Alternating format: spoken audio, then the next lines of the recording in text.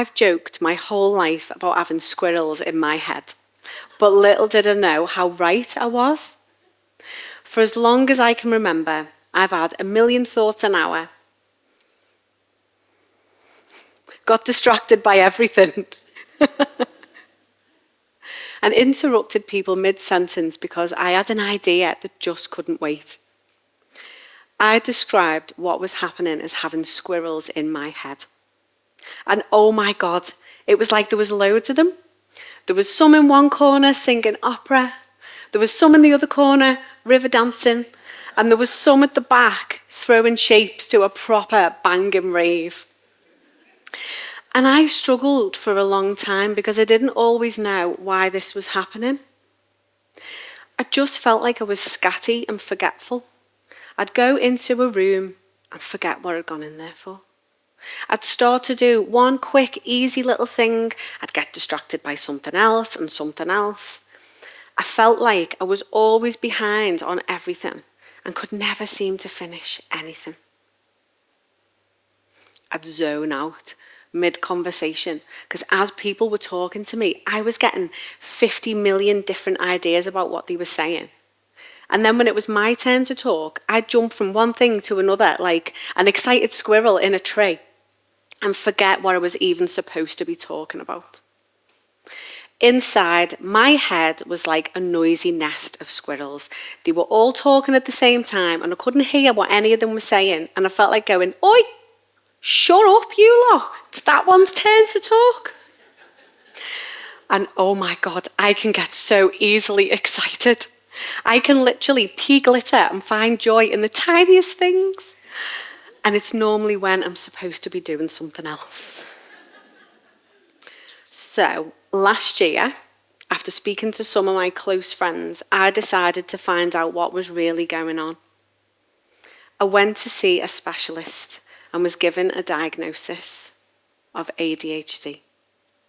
And everything clicked. I can remember sitting there, hearing those letters, thinking, oh my God, all this time the squirrels weren't just in my head. They were actually real and they had a proper name.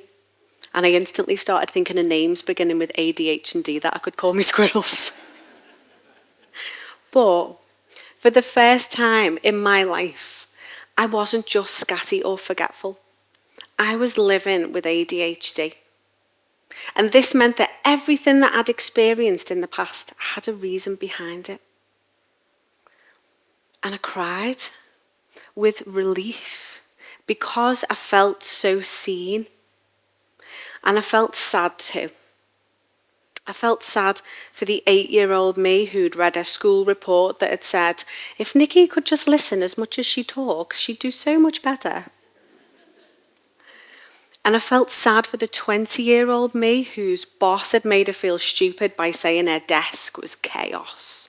And why couldn't I just focus on one thing and stop getting distracted by everything else? And I felt sad for the adult me who'd played up to the dumb blonde stereotype because I couldn't remember what people had said to me. And I was easily distracted by everything. And this really boiled my nuts. And I know that getting a diagnosis of ADHD doesn't always feel like a positive thing to happen for people, but for me, it really was. Getting a diagnosis didn't change who I was. It gave me a new lens to see myself and my journey. And everything started to make sense. Even though after diagnosis, the next step is medication, I didn't want that. I'd found new ways to manage my bonkers brain.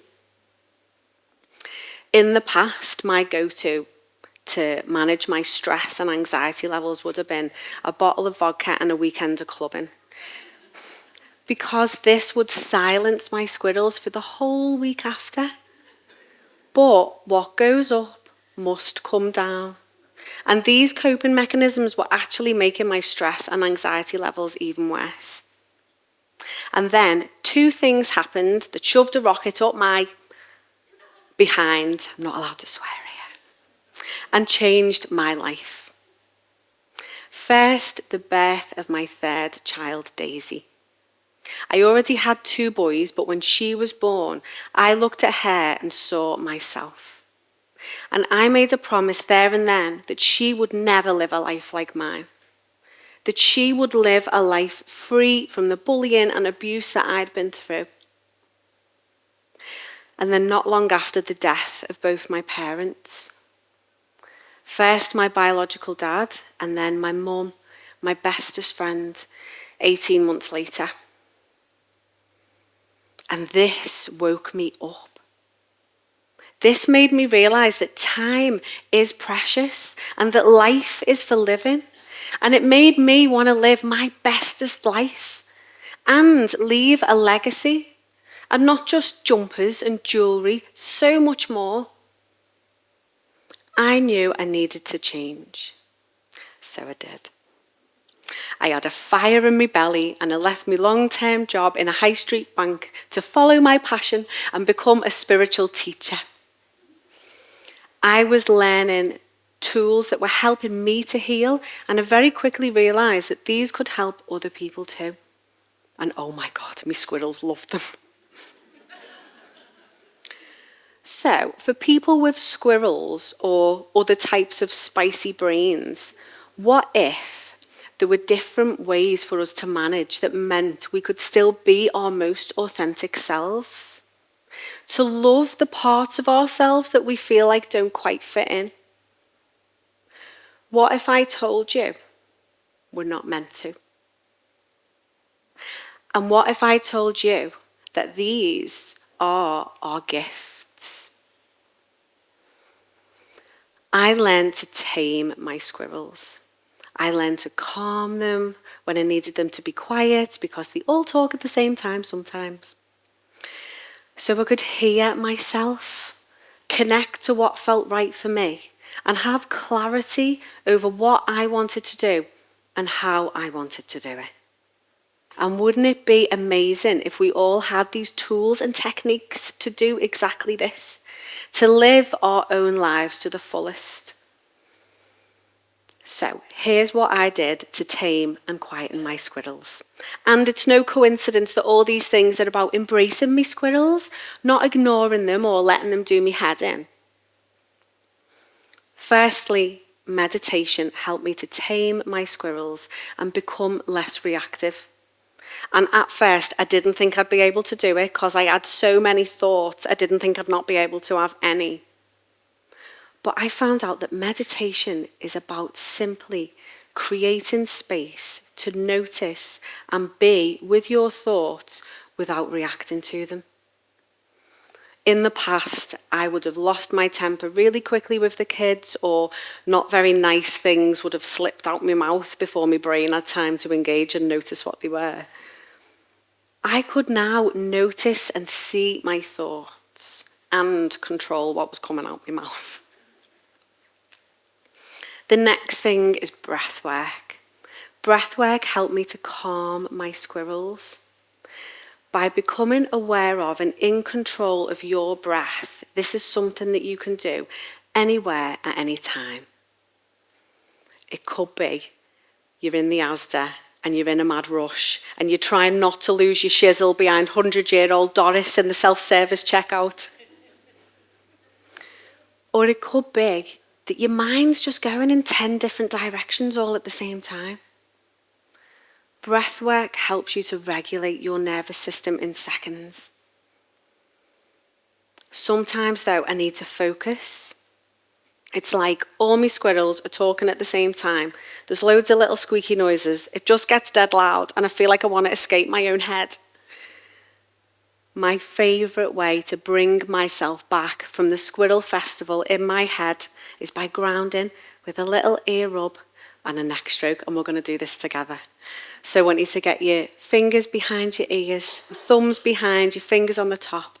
And we're just going to gently rub your ears from the top all the way down, just nice and gentle, paying attention to your lobes. And I just want you to breathe in through your nose and out through your mouth, just bringing in that gorgeous, powerful breath work. And then we're going to finish with a little vagus nerve stroke. So we're going to stroke from behind our ears all the way down our neck to our collarbone. Just nice and slow. And just notice how that feels. And this is something so quick and so easy. You can do it wherever and no one even needs to know what you're doing. My squirrels are still here. And I've accepted that they always will be. And I don't want to get rid of them because they're part of who I am. And they've taught me a lot. And yes, I can be chaotic. And yes, I can still be disorganized. But I'm also super creative, highly intuitive, and unbelievably gifted at helping other people to love and accept themselves. Embracing my squirrels instead of fighting them has been the key to helping me find my own inner peace in my own aligned way. Imagine if we were all taught these tools as children. To love and accept our own unique gifts, to embrace our quirks and other people's. I wonder what a difference this would make to our world.